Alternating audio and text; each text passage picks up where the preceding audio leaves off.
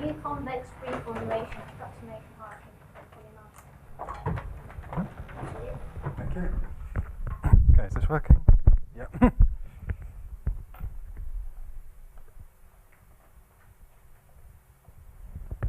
Okay, so welcome to my talk today. So this is some research that I did whilst I was a PhD student at the University of Groningen, along with my co-author Janis Pruver.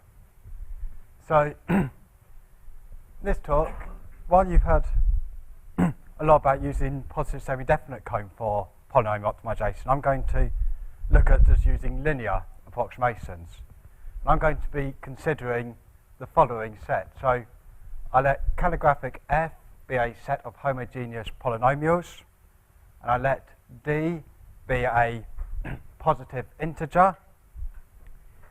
I then consider the set of homogeneous polynomials of degree d such that hx is greater than or equal to 0 whenever x is non-negative and fx is greater than or equal to 0 for f in calligraphic f.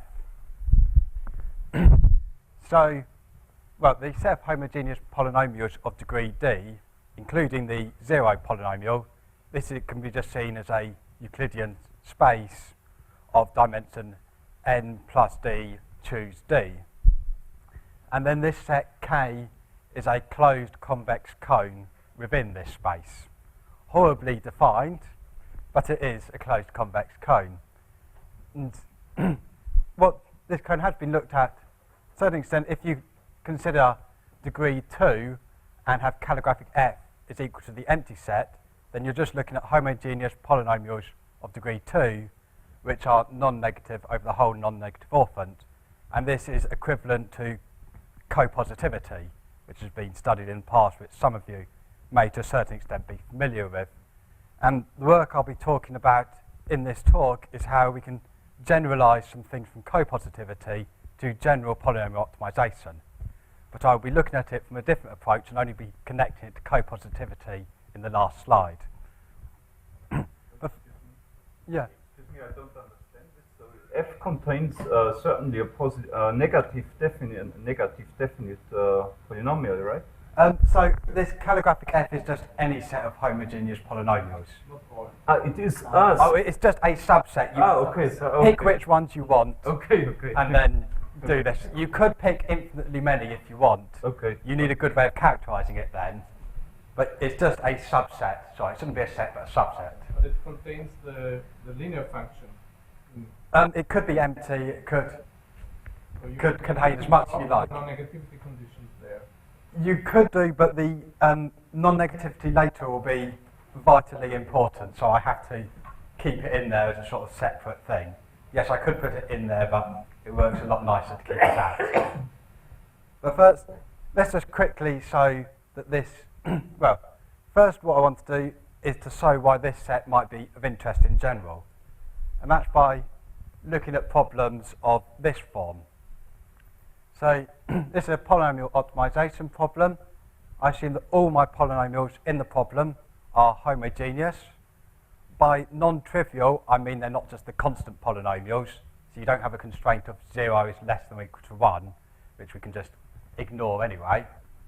I also assume that the degrees of the G polynomials are equal, and then the main assumption is that G2x is strictly greater than 0 for any non-zero, non-negative vector x, such that all these f inequalities hold. So there could be infinitely many of these. Now, this looks like a very specific polynomial optimization problem, but in fact, any polynomial optimization problem with a bounded feasible set can be constructed in this form. And just to quickly show how this can be done, it's going to take a couple of minutes. So consider arbitrary polynomial optimization with bounded feasible set. Well, because it's bounded feasible set, we could always sift the feasible set into the non-negative orphant. So without just loss of generality, we assume all the variables are non-negative. We could always replace an equality constraint with two inequalities. So we can assume there's no equality constraints.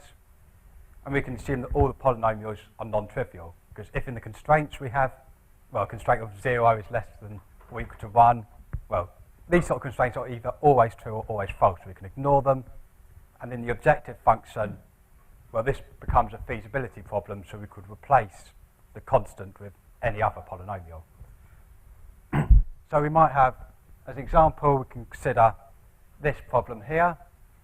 So the feasible set for this is this bluey purple region here, and we're trying to go as far as possible in this direction. And then we've got two optimal solutions here and here. The optimal value is equal to 0. Now, the first thing we want to do is add the bound in explicitly by bounding the sum of the variables. So this becomes this form here. The sum of the variables is less than or equal to 2. We then want to make this homogeneous.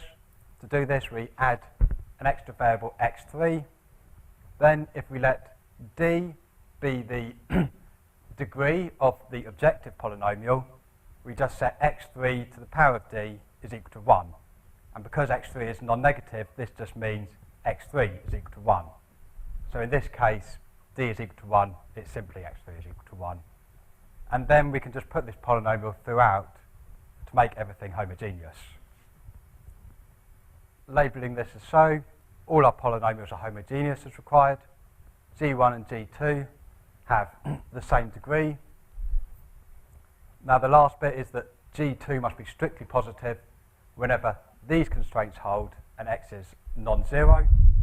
Well, this comes from adding our last boundary constraint, because if, well, G2 must be non-negative, and if G2 is equal to 0, then this means that x3 is equal to 0, and then if f3 also, these two also hold, it implies that the sum of the constraints, sum of the variables must be equal to 0. So now that we've constructed our problem, we can then look at this problem here. So I let this Rd just be the set of homogeneous polynomials. We consider this maximization problem in the space of homogeneous polynomials. So written out explicitly, it's just this problem here. As we're dealing with homogeneous polynomials, this is naturally true for x equals 0, because then g1 and g2x are just 0. So we can exclude the 0, but we know from our conditions that for any x in this set, g2x is strictly positive. So we can put g2x strictly positive constraint. Now, because everything's homogeneous, it doesn't matter about scaling. So we can, if we've got g2x strictly positive, we could scale to g2x equal to 1. So now g2x is replaced by 1 here. Rearranged, this is just the original problem we've had. So you see, basically, the idea is that any polynomial optimization problem of bounded feasible set can, in the end, be transformed into a conic optimization problem with one variable in this, with this cone. So all the difficulties in this really horrible cone. But another nice thing about this, though, is if you consider the interior of this set K, it can be shown that all we do is replace this inequality by strictly positive, and we exclude the 0 vector. So our constraint on G2 was actually constraining G2 to be in the interior of K. This means that for any lambda strictly less than the optimal value, we actually move into the interior of the cone. So it's a bit difficult to see, but effectively what happens in the problem is we've got interior strictly feasible points in the interior, and we're effectively dropping down from a feasible point until we hit the boundary. So next question is, we've got this really horrible set here. What can we do to deal with it? So one standard tool is to go and look at positive Stensatz. So first one we could look at is if we had no polynomials. So we just have the non-negativity. We could then use a positive Stensatz from Euler, which is, well, this is my notation for all homogeneous polynomials. So let h be a homogeneous polynomial such that hx is strictly greater than 0 for all non-zero, non-negative vectors x. Then there exists a non-negative integer r such that e transpose x to the r times hx has all its coefficients non-negative. We can then see that for any non-zero non-negative vector x, well, the coefficients being non-negative means this is non-negative, the value is going to be non-negative, and E transpose x is going to be strictly positive, so this implies that hx is non-negative. So this is a certificate for hx being non-negative for all non-negative x.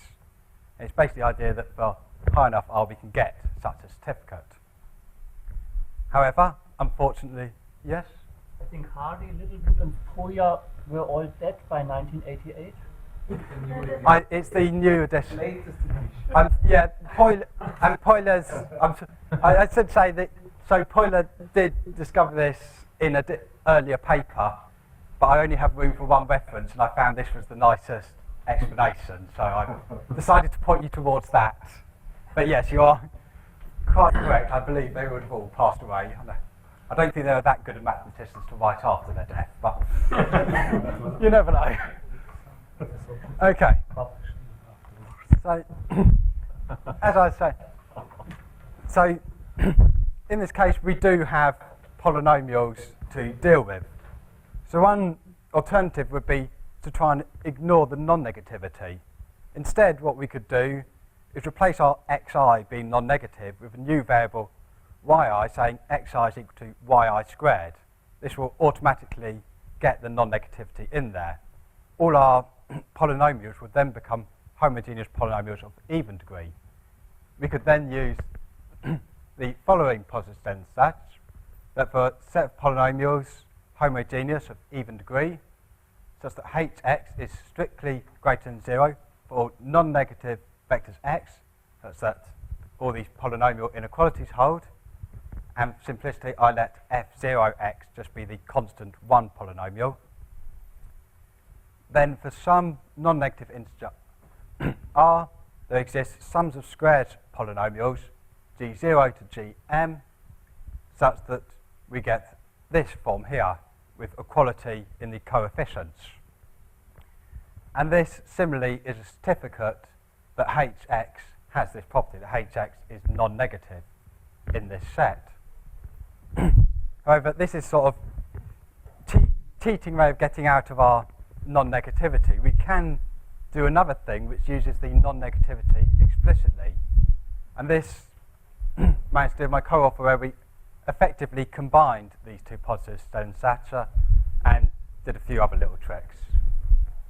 And this says that if we consider a set of homogeneous polynomials, such that hx is strictly greater than 0 for x in the non-negative orthant, with all these polynomial inequalities holding, and x non-zero, with f0 being the constant polynomial again, then for some non-negative integer r, there exists polynomials with all of their coefficients non-negative, so this is similar to Euler's, such that E transpose x to the r times hx is coefficiently equal to this form here. And then this, as with all the other cases, this provides a certificate that hx is greater than or equal to 0 in this set. So what we could do is we could consider our example from earlier. So before we looked at this example here, which had an optimal value of 0. And then this was equal to this maximisation problem here. Now for r equals 0, lambda equals minus 2, we get this polynomial here, can be written in this form. We thus, so the constant polynomial, you could put an f0 here, that's just multiplying by 1. So we thus see that lambda equals minus 2, this constraint holds. So therefore minus 2 is a lower bound on the problem. And it's in fact the best that we can do for r equals 0. For r equals 1, we can go a bit further to minus 1/3. And then for r equals 2, we can go to the exact solution of 0. So this idea, what we've done is we've multiplied these g's for every single polynomial. However, This is similar to what's done with sum of squares, but the strength of this method is that you don't have to do it this way. There's an alternative way of doing it by looking at cones of polynomials. So just repeating the positive standard stats here, what we do is we let fi be the closed convex cone of the polynomials of degree I from our original set that we chose. So we're just collecting these ones together. And we also let f0 just be non-negative scalars.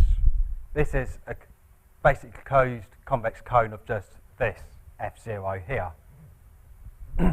It can then, it's quite easy to see that fx is greater than 0 for f in calligraphic f, if and only if fx is greater than 0 for f in the union of these.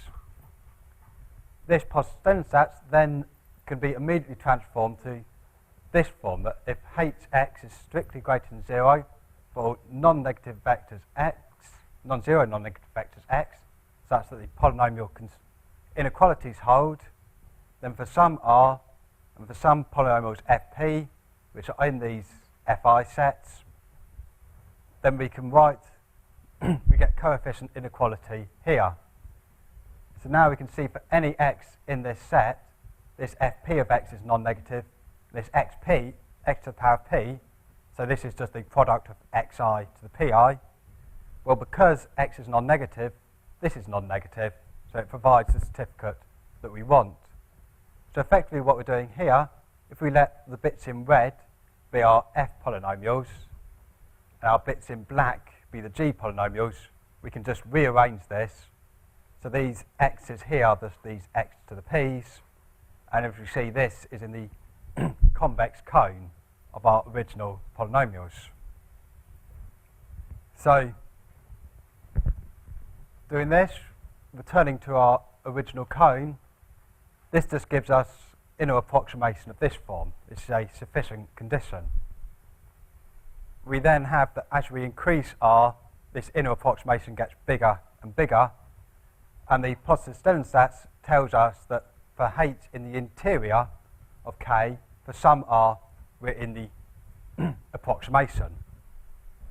And because with our problem we looked at earlier, for any lambda strictly less than the optimal value, we are in the interior of the cone.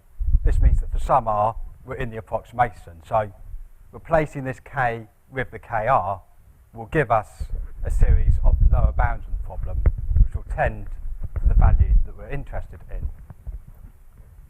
So, as I say, I'm a theoretical mathematician, so I haven't implemented this yet. I've been mainly looking at different aspects of it, briefly. I'm going to talk about why it might be of interest to look at.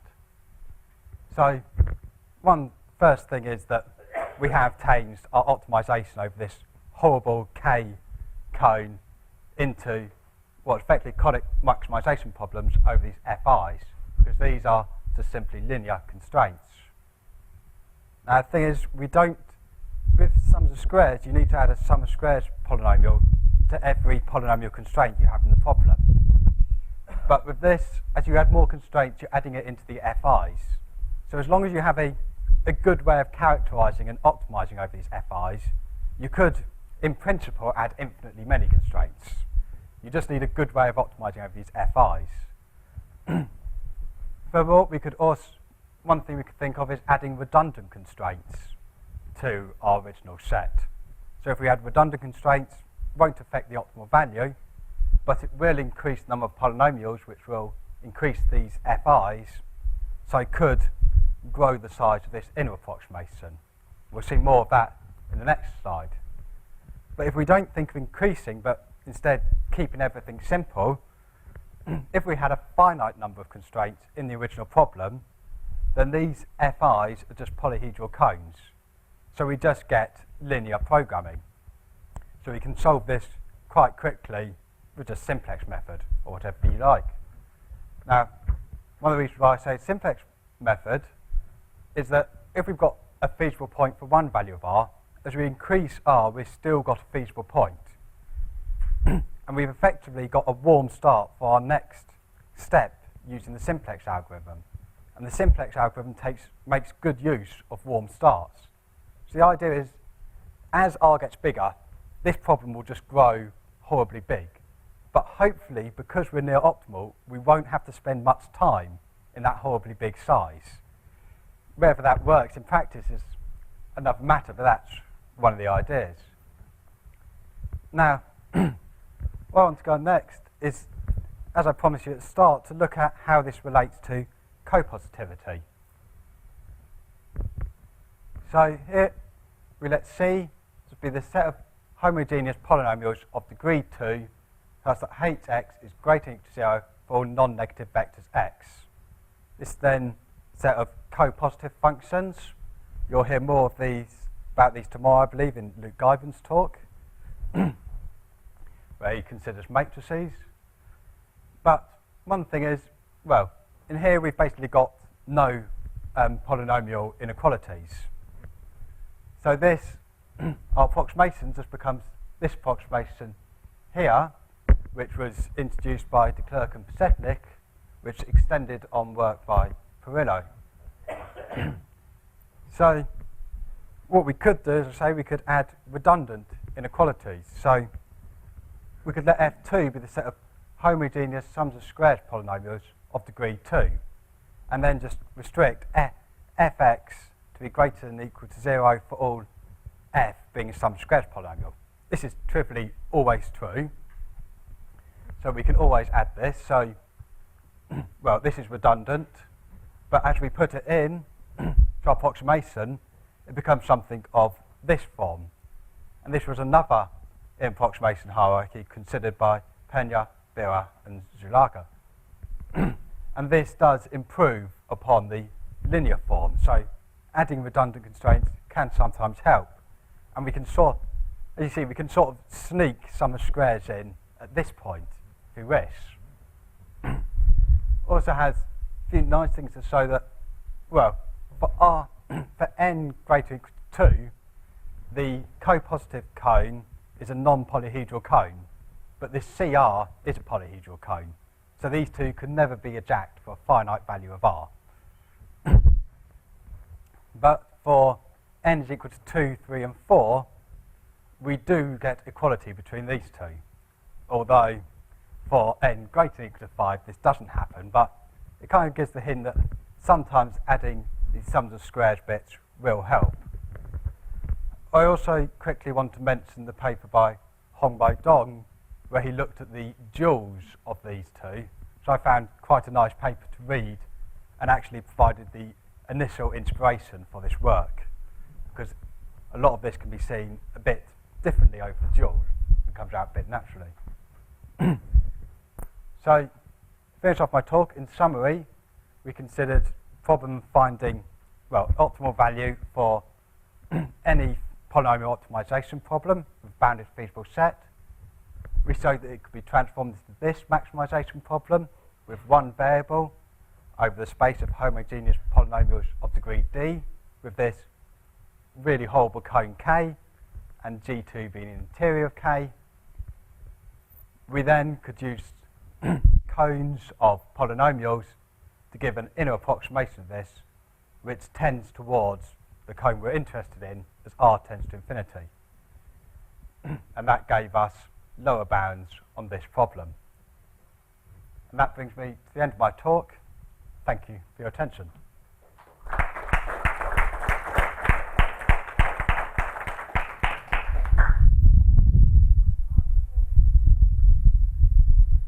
So you were mentioning these advantages.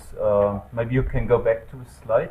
Oh, yeah. So could you explain, so how do you handle with infinitely many constraints? I didn't understand this. So it's very problem specific. So you can't, in general, handle infinitely many constraints if you had infinitely many random ones. But, well, for sum of squares polynomials, this is effectively infinitely many constraints. Another alternative that we have had a brief look at is if you have integer constraints. So this would be for a different problem. But if you put integer constraints in, what you can do is you can do integer constraints as just quadratically moving you away from the midpoint, from half.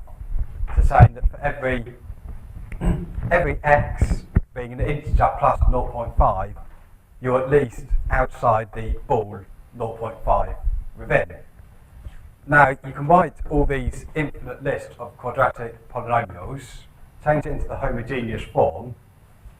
Now, when you... Well, Sorry, yeah, but you, in how far is this an advantage? Because I can do this with all these hierarchies, like Yasser hierarchy or Handelman hierarchy. I could just take a family of constraints and then add one after the other. And well, the hope is that you don't have to add them. So, and you don't have to add a new. So these you have to add a new sum of squares polynomial for each constraint you add in. yeah, but you have But to this- add new inequalities also, new linear inequalities. That's the same. Yes, that is correct. But you can get. It doesn't work in general. It doesn't work. But in some special cases, with integers, it looks like we can get it to work. That you can just do a separating hyperplane thing. So the same question for the last point, number 5. So if you have a feasible point for R, it's the same thing in the Lasserre hierarchy. So Yeah, if you have a perfectly true. feasible point of a dual Lasserre relaxation of degree R, then you have also for degree R plus But as 1. far as I'm aware, it's difficult to use positive semi-definite optimization from a warm start. Okay. So, So, if they can develop positive semi-definite optimization which works well from warm starts, yeah. I admit this point just goes. But Yeah, but this is very similar. What you are doing is very, very similar to this Handelman hierarchy. So it's just like a Lasserre hierarchy, without sums of squares weights, but with non-negative weights, basically. yes, and then rearranged. And there are articles saying that this performs badly if you really want to get very close to a minimum for theoretical Okay. reasons. And I think it should be the same. So if you did experiments, I haven't done any experiments Okay. at all. I'm okay. theoretical. Okay. I'd like to at some point, but not yet. Yeah. Wondering how you compare this with say conversation. If you have an exact and a degree where you reach the minimum or the maximum, and here do you compare the order of the power you need? No, we haven't compared it. The theoretical results say it would be weaker, but this is just the way we've constructed it at the moment, going from one with the positive sternsats. So I suspect it, well, almost certainly won't be as good. The advantage is if you can add more of these sums of squares bits, as we did with the co-positivity, it might improve. Well, it should improve, but we don't know how much. But no, I haven't done any of these analysis of the accuracy. Yeah. Which tools do you use when you prove your positive Sternsatz? Well, there's fair. I'm trying to remember that feel. Let's think. So I think as far as I remember, it's been a while since I did it now, but I think what I did was I squared the variables to make it of this form, then could collect the variables together, get rid of the terms that you didn't need, and construct another positive Sternsatz sort of a bit slightly connected to this one, slightly in between these, You and then reduce, use this one. you reduce your setting to the setting of one of the both theorems. Or which one? So, well, we take it to this one, and then we simplify this one for the special case where we square the variables. So you took the case of Putinar and Vasilevsky. Effectively, yes, but then, because what we get is these sums of squares, and then we can say that these sums of squares are strictly positive. And then, with these sums of squares being strictly positive, we can then use Poilers, and then these become non-negative. So it's complicated to explain in one bit. So if I can make a remark, so with, I think that your theorem also follows from a much more general theorem in real algebraic geometry, which is the Archimedean positive Sternsatz or the real representation theorem for semirings. Okay, Okay, but I'm not just, just. yeah, okay, Let me know about. yes.